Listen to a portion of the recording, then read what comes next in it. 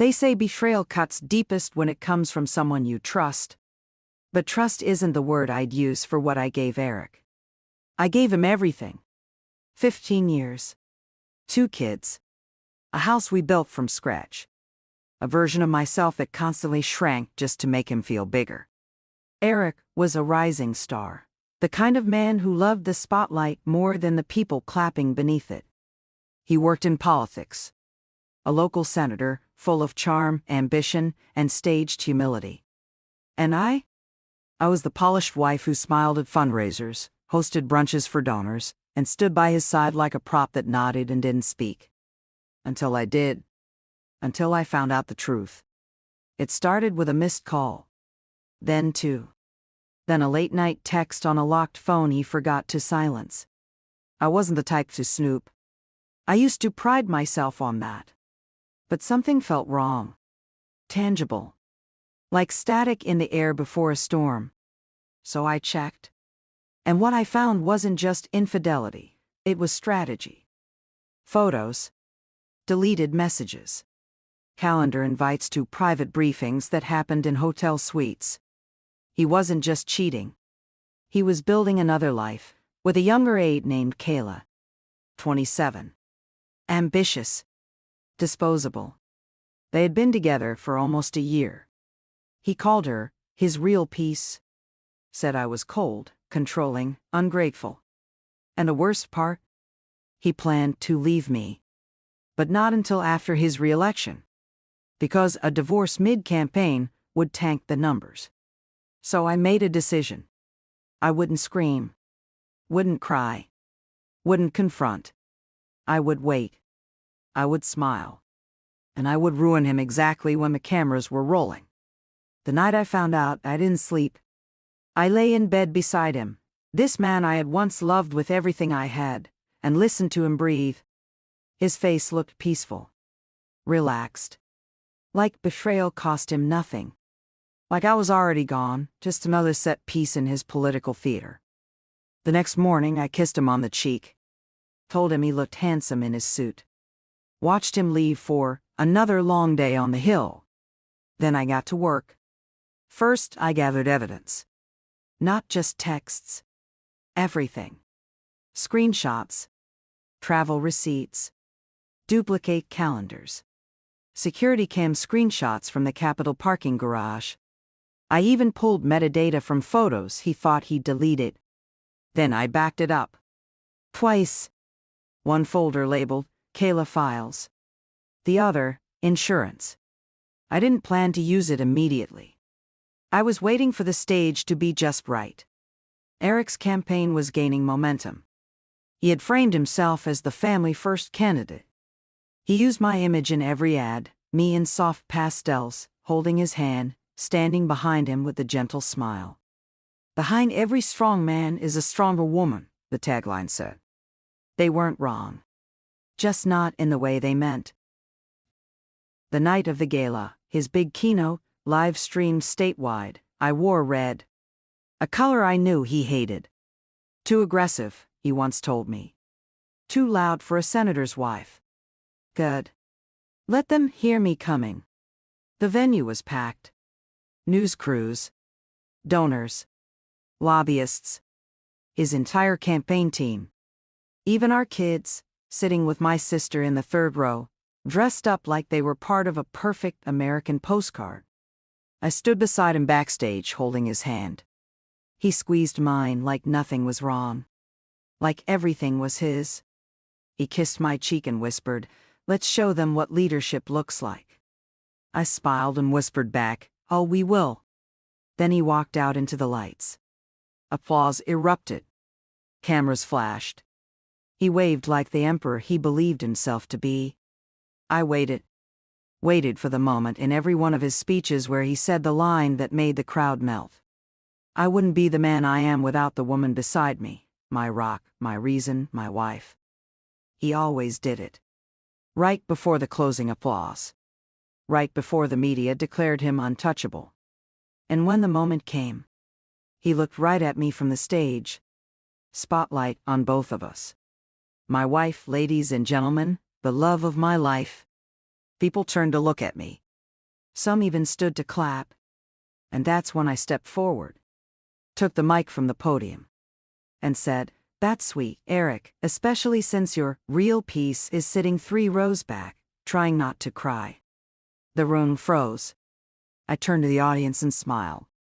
"Hi, Kayla." You could hear a pin drop. Kayla's face went pale. Eric's jaw clenched like he'd bitten through glass. The campaign manager bolted toward the stage, whispering frantic damage control into his headset. I kept going. "I'd like to thank everyone for supporting my husband," I said, voice calm. "Especially during those long business trips he took, the ones where he was busy mentoring young staffers in hotel rooms." There were gasps, whispers. One camera operator slowly zoomed in on Eric's face, pure panic frozen behind a politician's grin. I reached into my clutch and pulled out a flash drive. This contains over 200 pages of messages, photos, and travel logs, including one from our anniversary weekend, which he spent in Baltimore with Kayla while I was home with our children. Eric stepped toward me, hand out. I took a step back. "Don't," I said quietly into the mic. "He lies with that hand." I turned back to the crowd. "I won't be staying for the rest of the evening, but I thought you all deserved to know who you've been clapping for." Then I handed the mic to the stunned moderator, walked off stage, and out of the building, into the night air, finally free of his shadow. Behind me, the applause had stopped. Forever. I didn't go home that night. I went to a hotel I had already booked. Room with a view, bottle of wine, silence. Eric called me 23 times. Left 8 voicemails. Texted paragraphs that swung between rage and pleading. I didn't answer. Instead, I emailed the press. Sent them the full file. Labeled clearly, neatly, with a one-line subject, "Not just a wife, a witness." Within 24 hours, it was everywhere. News outlets ran the story. Clips from the live stream went viral. Reddit lit up.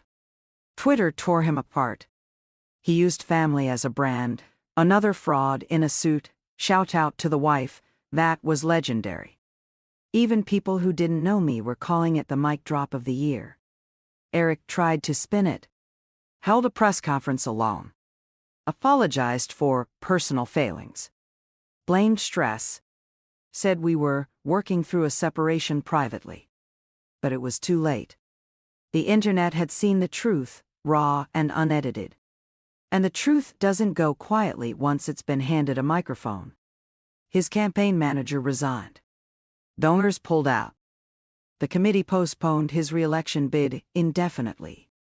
And just like that, the man who built his name on image lost everything, because he thought I'd stay quiet. He moved out within the week. Tried to make it look noble, giving me space, putting family first. But everyone knew it wasn't his choice. He was chased out by scandal, not grace. Kayla? She disappeared. Deleted her socials. Didn't show up to work. Sources said she moved back in with her parents in Ohio. I didn't care. I wasn't after her. She was a symptom. He was the disease. Our kids were too young to know the full story. But they saw enough. The silence at dinner. The locked doors. The day their father didn't come home. I sat them down. Told them the truth, age-appropriate, honest but calm. That he made mistakes, I said. And sometimes, grown-ups face consequences. They nodded. One of them whispered, "You're brave." I cried in the bathroom that night. Not because I was sad, but because I was healing. Eric tried to rebuild. He launched a podcast. Second Chances, Rebuilding After Crisis. It got 12 listeners. 2 of them were bots. He still tried to speak at events. But every time he showed his face, someone would whisper, "That's the guy whose wife destroyed him on livestream." I didn't respond. Didn't clap back. Didn't gloat. I didn't need to. Because revenge isn't always an explosion. Sometimes it's an echo that follows them everywhere. I changed my last name. Not out of spite, out of reclamation.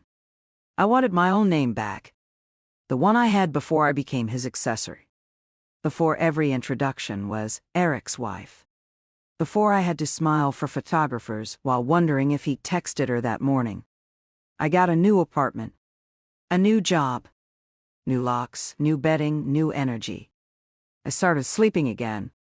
Deep, dreamless, guiltless sleep. Friends I hadn't heard from in years reached out. Said they were proud of me. Said I'd done what they wished they'd had the courage to. One of them called me a folk hero. I laughed, but it stuck with me. Not because I wanted to be famous, but because maybe, just maybe, I'd become a warning. A signal to men like Eric, you're not untouchable. And to women like me, you're not powerless. A journalist asked if I'd ever speak publicly. Write a book? Give interviews? I said no. I already said what I needed to say. I said it with a microphone, in front of 1,000 people, under lights he thought belonged to him. And that was enough. Eric never recovered, not really. He tried rebranding himself as a family man who made a mistake. Tried religion, therapy, minimalist content on YouTube. But the world had moved on. The donors didn't call. The camera crews stopped showing up. The party distanced itself politely. Even his own mother, once my harshest critic, called to apologize. I didn't know, she said softly. You deserve better. I told her I knew. One day, nearly a year after everything, I ran into him. At a grocery store of all places. He looked older. Smaller. Gray at the temples. Bags under his eyes. A man who used to own rooms, now barely occupying a shopping cart. He froze when he saw me. Hi, he said. Weakly. I just looked at him. He opened his mouth to say more, but nothing came out. So I smiled, calm, clean, final, and walked past him. He didn't follow. In that moment I understood something. The real revenge wasn't the speech. It wasn't the scandal, or the downfall. It was the fact that I could walk past the man who once swallowed my entire life and feel nothing. Not anger. Not grief. Just freedom. People still talk about that night. Sometimes they don't even know it's me. I've overheard whispers in cafes, seen Reddit threads, YouTube edits set to dramatic music. That senator's wife who blew it all up live, queen behavior, she didn't just clap back, she clapped him off the stage. And I just sip my coffee and smile. Not because I need the praise. Because it reminds me how fast a lie can collapse when the truth finally speaks. I've built a new life now. One built on my own choices, not on someone else's strategy. I work in non-profit now, real community work. I come home to quiet. To books. To warmth that doesn't require me to shrink. My kids are happy. They still ask about their dad sometimes. I tell them the truth, not all at once, but piece by piece. They'll know everything one day. And when they do, they'll also know this: their mother didn't let betrayal break her. She used it to rise. I don't hate Eric. Not anymore. Because hate requires energy, and I've reclaimed mine. He can keep his apologies. I kept my integrity. I get asked sometimes, if you could go back, would you do it the same way? And the answer is, yes. Every word. Every step. Every perfectly timed breath into that microphone. Because it wasn't just about Eric. It was about every time I stayed silent. Every time I played the part. Every time I buried my anger to protect his image. That speech wasn't revenge. It was release. It was me stepping out from behind him and letting the spotlight finally land where it belonged. I don't need a stage anymore. I have peace. And that's something no scandal, no affair, no self-righteous man in a blue suit can ever take from me again. I live slower now. More real. With people who see me, not just the version they want to parade around. I laugh louder. Cry softer. And walk lighter, because I am no longer carrying the weight of someone else's secrets. So if you ever wonder what happened to the senator's wife who hijacked the mic, just know, She's not waiting backstage anymore. She's running the show.